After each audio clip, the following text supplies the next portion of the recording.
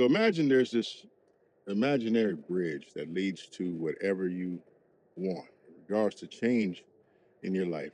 Whatever change you want to make, this bridge will lead there. You think about it, you dream it up, you have a vision of it.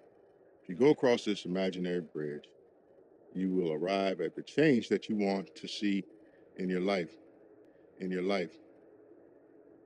But then imagine that this bridge is invisible, right? You can't see it. You think it's there, but you can't see it. It's an invisible bridge to change. Whatever it is you want in life, whatever it is that you want really badly, you can have it if you just go across this bridge. But again, this bridge is invisible. So there's a couple things you're going to need to do if you want to get across that bridge in your life. That bridge exists. The change you're looking for is there. The change we're all seeking is there. But we have to get across the bridge. So there's 5 things that you have to do if you want to cross the imaginary bridge to change. The first thing you need to do is become aware. You got to know that the bridge exists. Um, a lot of people would cross that bridge if they knew it was there, but they don't think it's possible. They don't think that goal that they're aiming for, that change that they're looking for, the destination they want to get to, they don't think that it's possible to get there. They looked around and didn't see anything. They didn't see a way across. They didn't see a way through. But there's a bridge, and the bridge is there, but you got to become aware of it. I'm making you aware of it right now. The bridge exists, right? The imaginary bridge is real. But then once you become aware of this bridge, you have to have a desire to cross it, the bravery to cross it. So a lot of times we say we want to change in life.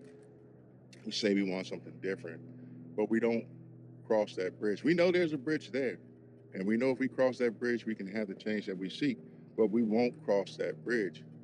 Either the desire is not strong enough or we're not brave enough to do it. In terms of desire, the desire is not going to be great enough until I think the pain becomes great enough. As long as the pain of changing is perceived to be greater than the pain of staying the same, the desire is not going to be there. You have to get to a point to where the pain of staying the same, the pain of staying in that condition, in that situation, that position in life is greater than the pain that you'll have to go through when you make that change. And then the desire level gets to where it needs to be so that you can move forward and walk across that bridge. And then bravery, I think that kind of speaks for itself. A lot of bad things can happen in your mind while you're making that journey. What if something doesn't go right? I mean, I can't see the bridge. What if there's a break in the bridge? What if the bridge just suddenly ends? What happens then? I fall to my death. Imagine this bridge is 1,000 feet up, right? So you have to have a level of bravery in order to attempt something like that. And then next comes the practical side of it. You know, so you have a desire to cross this bridge. You have a desire to get to that change. You're aware that the bridge exists, and you're brave enough to cross it. But how exactly do we cross that bridge? Again, we can't see it. It's invisible. It's an invisible bridge. How do we get across that bridge? Well, that's where knowledge comes in and examples. That's when we have to seek as much information as possible um, and look for examples. Think about this. There's this invisible bridge, this invisible walkway, and you're trying to figure out how to get across it. It's like one of them old kung fu movies, right? Where the master says, "You step where I step." Indiana Jones. Indiana Jones. You step where I step. If you don't step where I step, you might fall through the floor or something like that. But just watch what I do and then step where I step, and you can make it across the bridge. So we need examples. Who else has made that change that you want to make? Who else has gone before you? What did they do to get across the bridge? How did they make it? Right? So you don't have to see the bridge at that point. You just have to see where they stepped. What steps did they take? And add that to your knowledge database and just emulate those steps. Step where they stepped. You don't even have to see the bridge. But I guess that's where faith comes in, right? A little bit of faith, a little bit of understanding. But when you see the example laid out before you, it becomes easier to envision how you can get across a bridge that you can't even see. And then once you get to that point, now it's time to take action.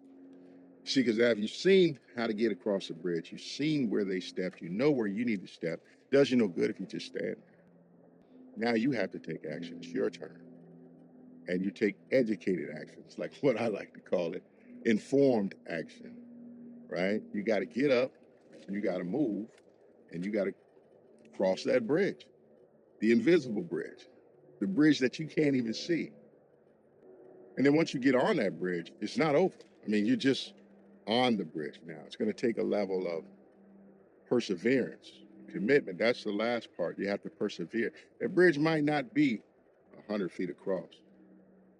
It might not be 1,000 feet across. It might be a mile-long bridge. You might have to walk across this bridge, following examples and stepping where someone else stepped for a mile before you get across the bridge. You can't quit, because going back is going to be just as treacherous as it is to go forward at that point, especially when now you know better. Now you have to face that pain of regret. I was taking the steps to make the changes that I needed to make, and then I quit on myself. Now I'm back where I was, if I make it back to where I was, and I'm stuck there now in this pain of staying the same and not making a change, right? So if you persevere and you have that level of commitment and you get across that bridge, it's one last thing you need to do. Now you got to show somebody else, because you would have never gotten across that bridge without the examples that came before you. Well, maybe there's a 1% chance that you were the first person to figure it out, right? But it's a whole lot easier to get across the bridge following the examples that came before you. So now it's your turn to be the example, right? So when you get across, you show someone else how to get across. Each one teach one.